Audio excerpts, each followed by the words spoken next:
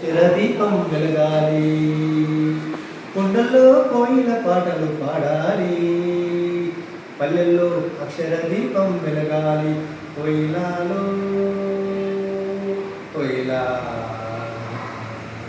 కోయిలాలో కోయిలా సంకురాతిరి ముగ్గులు వేసే చక్కనైన నా అక్కల చేతులు, చక్కనైన నా అక్కల చేతులు బల్క పట్టుకొని బల్కం బట్టి అక్షరాలనే దిద్దాలన్న, అక్షరాలనే దిద్దాలన్న. ఓ